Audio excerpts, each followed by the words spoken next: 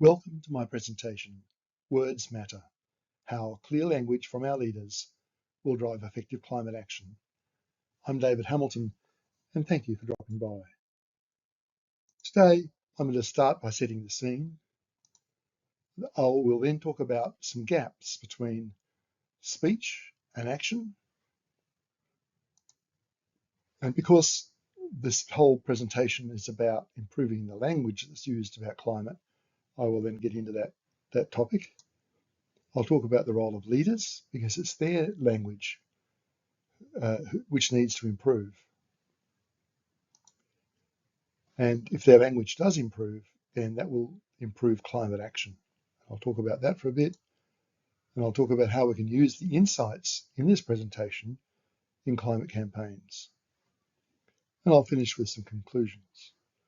This outline tends to cover up the fact that there is actually some new insights in this presentation, insights about how much Australians know and how they know about climate action, insights which I hope you will find important. I thought they were very important when I first worked them out, and hence this presentation. So my starting position is that we have a climate crisis on our hands, which is continuing to worsen. Temperatures and sea levels are continuing to rise. Extreme weather is getting worse. And while the crisis has several causes, the primary cause is our past and continuing extraction and burning of fossil fuels, coal, oil, and gas. By gas, I mean natural gas, methane. By oil, I mean all petroleum fuels, petrol, diesel, liquefied petroleum gas, the various aviation fuels, including jet fuel, and so on. In order to stop making the crisis worse, which is what's happening now, we need to address the primary cause by shifting away from coal, oil, and gas to clean energy. While Australia is making some progress, it is too slow. So this presentation will deal mostly with data from Australia and talk about the Australian experience, but I suspect it applies to many other places. And on speed, speed is vital because later is too late. So the first of the gaps between what people say and reality is about a gap between concern and action. And it asks, why are there many more Australians who say they are concerned about climate change than are actually taking action themselves? So here's some data to back that up. Several organisations in Australia poll Australians about their attitudes to climate change. One of them is the Australia Institute, which does an annual Climate of the Nation survey. And from the 2024 survey, there is this graph. I've used only part of it, the most recent 3 years. And if you add up the proportion of people who say they are very concerned about climate change, add them to the number of people who say they are fairly concerned, you get the overall level of concern in the population. And you can see in 2024, it's 69% of the population. In 2023, it's 71%. And in 2022, it was 75% of the population. A good round working number is to conclude that about 70% of Australians are concerned about climate change. So what action is flowing from that? Well, not much action that we can actually see. So this graph is of annual sales of gasoline and diesel. The top red line is diesel, the blue line is gasoline. Now gasoline is known as petrol in Australia and in other places, and it's called gas, short for gasoline, in the United States. We can see a dip due to COVID. The figure for 2020 is a bit smaller than the others before it, and a recovery. There is no sign of a continuing, systematic, significant decline in the use of these fuels. And that decline is what we need to see if Australia is to do its part of stop making the climate worse. Two more fuels. The blue line is liquefied petroleum gas, and it can be used in light vehicles instead of petrol, and it can be used in other settings like commercial and residential settings for cooking and heating water. Tasmania uses quite a bit of LPG for this purpose, and here it's called bottled gas. But this blue line is for all of Australia, and as you can see, it's been wandering around a bit and not really changing by very much at all. The red line is a bit more interesting in terms of the fact that it has changed, and it's the use of jet fuel in domestic aviation in Australia. And as you can see, there was a huge decline in 2020 and a rapid climb out, if you can forgive the aviation term. So why is there such a gap? People might be lying to pollsters. People might have one idea in their heads and do another. That's called cognitive dissonance, and all of us do it every now and then or sometimes in our lives. But 70%? Can lying and cognitive dissonance explain the 70% gap? I don't think so. The explanation I have found is that the gap is caused by not knowing. That a large number of Australians don't understand that our use of fossil fuels is the primary cause of climate change, and therefore we just continue to use those fuels. This is actually a profoundly important finding, and I need to back it up with more data.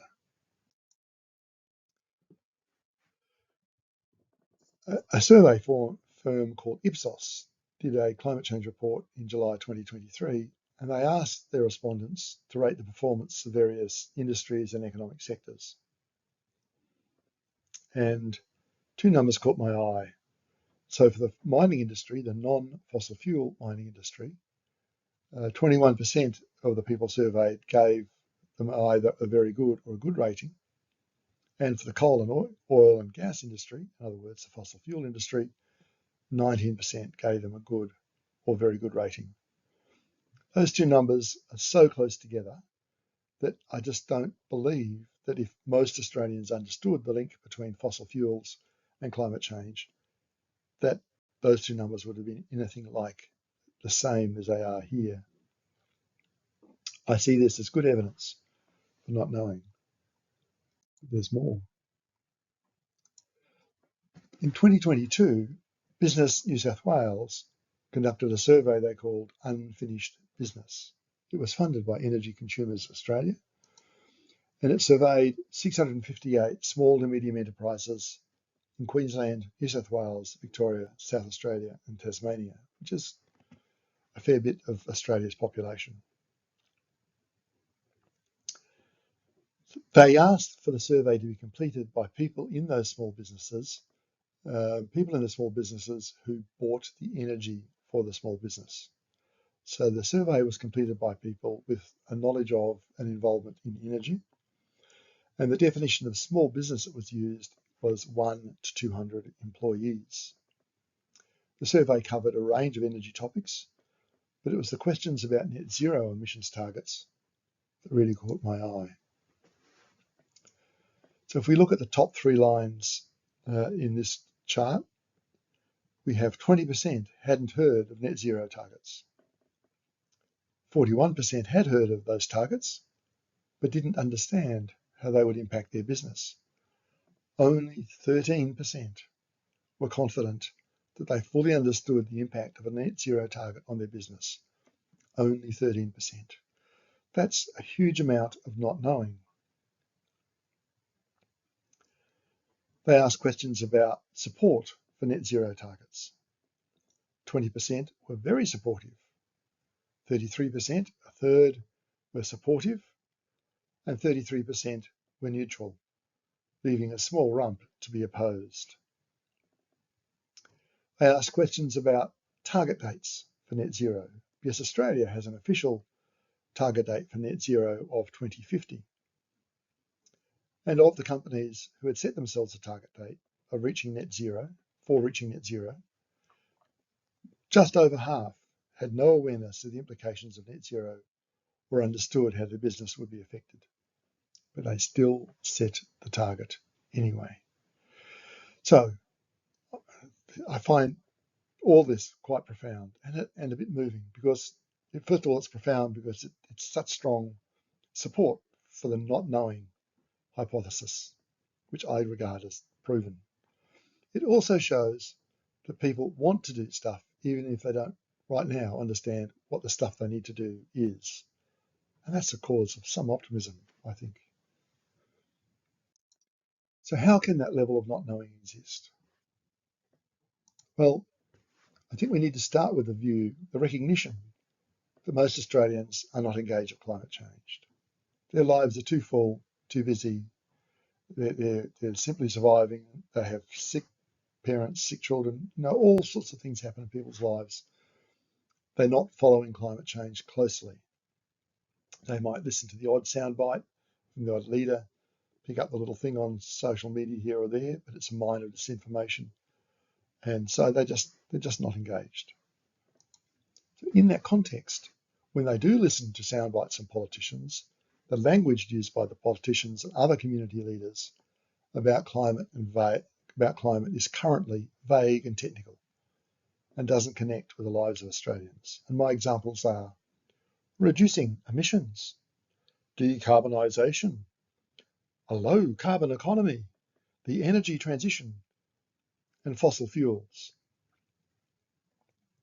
Before I say why I've used fossil fuels myself, let me just comment that I talk a lot about politicians in this presentation, because politicians are really, really important.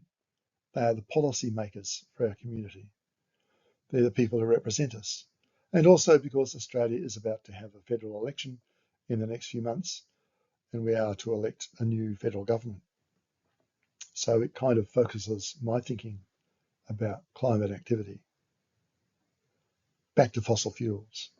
We don't know that all Australians understand what's meant by fossil fuels, but I use it in this presentation, partly because I think it's likely to be a more specialist audience that watches this presentation, and thank you very much for getting to this point, and partly because I have tried to explain what I mean by the term a few slides ago. So I will keep using it today. So how can that level of not knowing exist? Put simply, people don't know because they have not been told. They haven't been told in a way which is meaningful to them.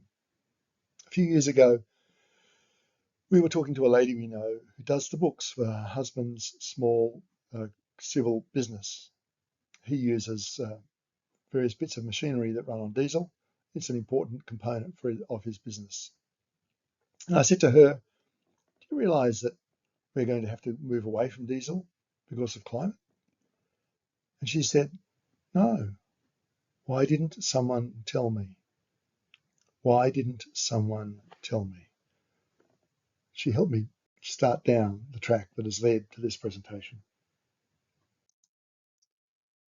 Another gap is between the rhetoric of politicians and what they actually do.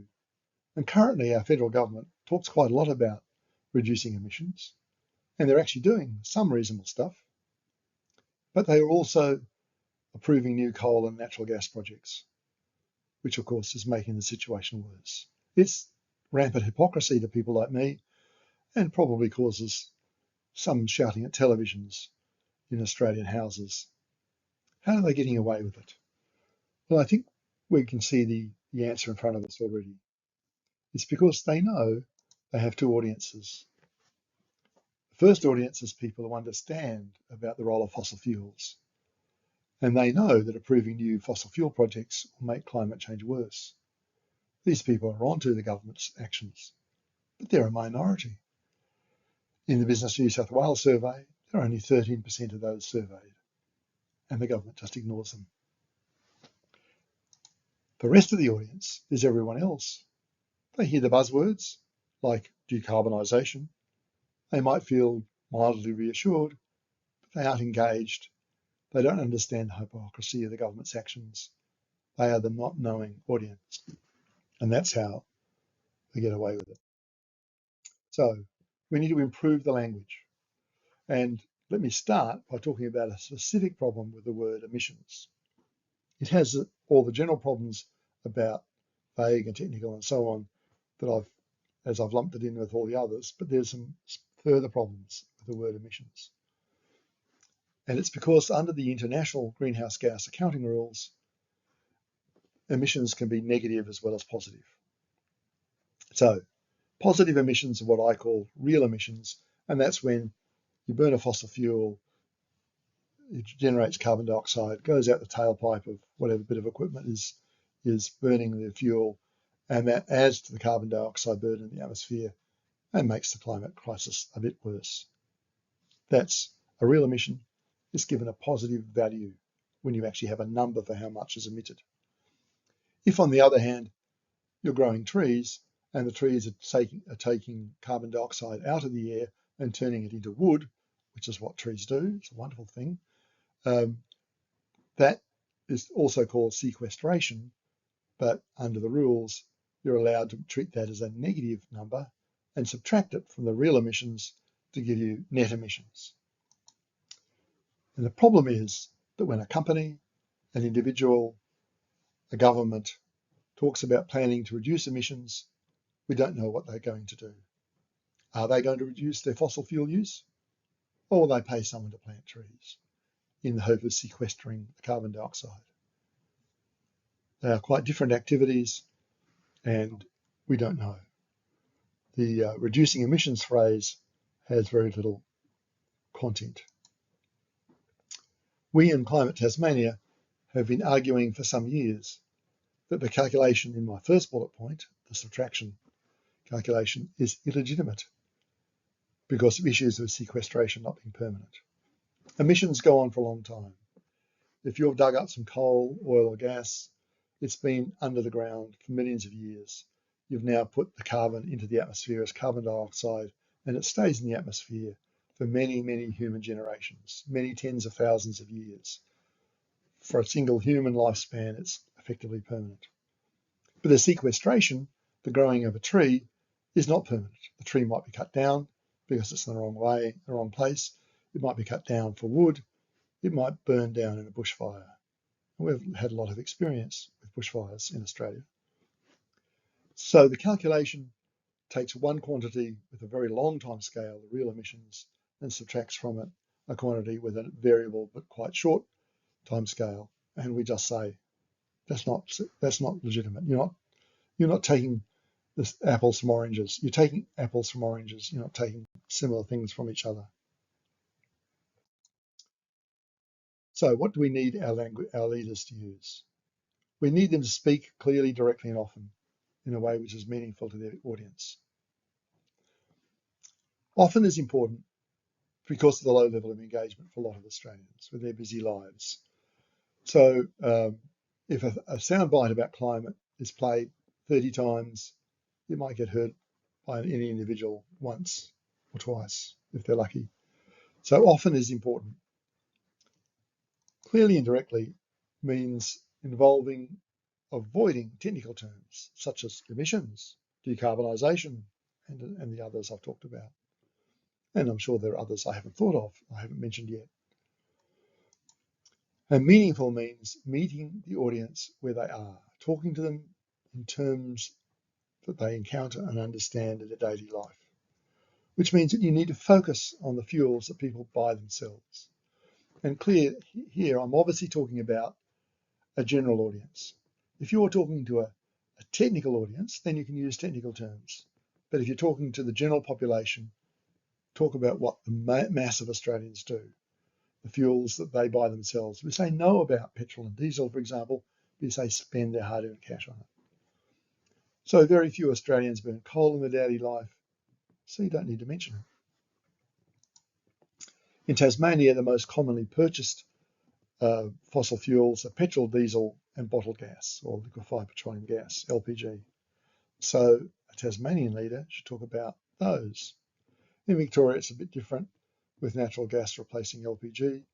And so a Victorian leader would talk about the fuels most commonly used in Victoria when they're talking to a general audience. And then the terms that they use need to be put together into phrases. And how do we do that effectively? Well, that's been incredibly extensively researched by a US not-for-profit market research company called the Potential Energy Coalition.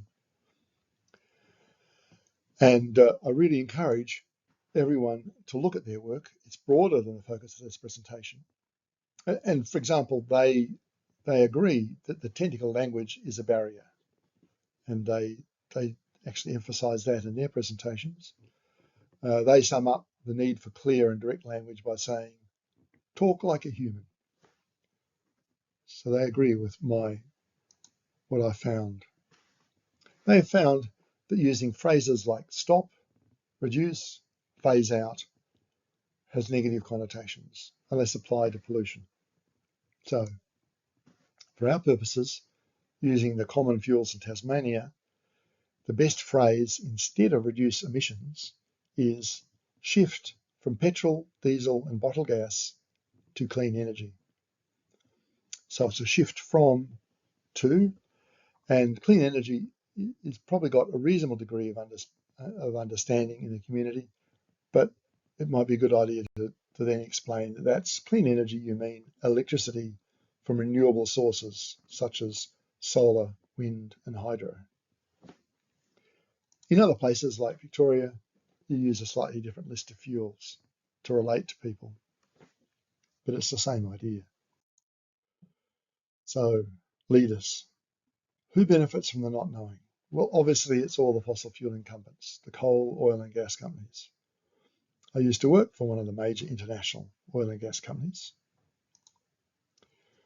As well as the big multinational companies, there are local fuel distributor companies, which can be small to medium-sized businesses. They're quite large in Tasmania by Tasmanian business standards. And there are smaller service station businesses. There are larger car and truck companies and smaller ones that sell, service and provide spare parts for the whole range of fossil fuel powered equipment. And there are the major users of fossil fuels, such as electricity generators who own coal and gas-fired power stations. So all these people benefit from the not knowing because their current business is uninterrupted by people being worried about the climate. It's a major benefit, ongoing profits. And politicians who want to walk on both sides of the street at the same time benefit from the not knowing, as we've already discussed. And political parties, arts groups, sporting groups who continue to accept donations from fossil fuel companies, they benefit from the not knowing. All of those depend on public acceptance of their role in society. And if society understood what fossil fuels were doing to us, perhaps the acceptance of donations wouldn't be so welcomed. So let's talk about the role of political leaders in a crisis. And whether or not there's a climate crisis will vary from person to person in Australia. I suspect that you'll find the feeling about a crisis to be higher amongst younger Australians than in older ones, and I think there's some data on that. So this will apply to some of us, not all of us, but it will change over time. And as the climate gets worse, which it's going to do, as we continue on our current business as usual, more people will see it as a crisis. So in a crisis, we expect our leaders to do their best to protect us and to protect future Australians. Australians love their country. We don't do a hand on the heart patriotism thing here, but we still love our country and we want to see it prosper and do well and its environment to be protected. So we expect our leaders to do their best to protect all that. During a crisis, we take much more notice of what leaders say, what they do, than in normal times. We saw that in COVID, when state premiers gave long press conferences every day about what was happening with the pandemic, and lots of people tuned in and listened to what they had to say. We expect leaders to be straight with us. Even if the news is bad, they need to tell us about it. And trust can be lost very quickly if leaders have been found to have covered up important information. Those last two bullets really mean a lot to me because I used to work in occupational health and I used to have to deal with health crises in workplaces such as a bunch of workers believing that they had been exposed to asbestos. And I found those two bullet points, the last two bullet points, to be so true. I had some experiences where I expected bad news that I was having to convey to groups of workers to really cause a riot, and they took the bad news much, much better than I expected. I've also seen organisations that I wasn't part of, but quite close to, lose trust very quickly. Management teams just completely losing the trust of their workforces because they covered up an asbestos matter. So this is a warning to all leaders that as more and more people see this as a crisis, they need to take notice of these matters. How do we fix the not knowing problem? Well, first of all, it should be up to leaders. And I need to say, I don't think I've said it so far, but by leaders, I'm not just talking politicians, although because of the forthcoming election, politicians are in front of mind. By leaders, I'm meaning business leaders, faith leaders, other community leaders, leaders of sporting clubs, all sorts of leaders in our society. So anyone in a leadership position or putting themselves up for election to a leadership position needs to have a role in fixing the not knowing problem. And clearly, it includes all political candidates. And how will they fix the not knowing problem? Because when they're speaking to a general audience about climate change, they need to speak clearly, directly, and often about the need to shift from petrol, diesel, and bottled gas to clean energy. If they just made that one change and did it properly, it would start to propagate through the society, and not knowing would start to dissipate. And we, the led, need to make it totally clear to our leaders and those aspiring to be our leaders that we're going to judge them by the way they talk about climate change. So if our leaders do improve their language about climate change, it's an opportunity, I think quite a big opportunity, to drive effective action on climate. I trust my fellow Australians to work on reducing their use of petrol, diesel, etc. once their not knowing fades. Why do I trust them? I trust them because compliance during COVID, when we had some quite tough action in Australia, that at the time was very effective. We had tough action and it was generally complied with. I was very proud of my fellow Australians during that period. I also trust my fellow Australians because of the results of that Business New South Wales survey, where so many people, so many small business people, wanted to do stuff about climate, even though they didn't know exactly what that meant. Once they do know what it means, I trust them to actually do what they can. And some people won't be able to do much, others will be in a position to do more. But their situations will change over time, and the costs and barriers to making change will also change over time. Another reason why this opportunity is so good is that reducing the demand for petrol, diesel, and so on will not only be good for the planet, it will be very bad for the oil and gas companies. Because that's what needs to happen. We need to reduce the demand for those fuels. It needs to be coming down, obviously and consistently, year by year. Now, why will it be very bad for the oil and gas companies? And why is that good? It will be bad for the oil and gas companies because their self-talk, their self-mythology is that everyone needs their products. They are predicting that the demand for oil in particular will continue to go up and up year after year after year. That we can't live without their products. So that attitude needs to be proven wrong, and the way to prove it wrong is stop using their products. So we get those diminishing demand over years. But because their expectation is so strong, their finances are dependent on continued growth in the future. And once it's obvious to everyone, even to them, that they're going away, their influence will reduce dramatically. And their influence is a problem. The international oil and gas companies have got a very bad track record of misinformation and covering up over the role of their products in climate change. And if their influence starts to diminish because the demand is reduced, that will actually help us get stuff done. And finally, reducing demand for the products will start to at last address the stranded assets problem. This is a major problem.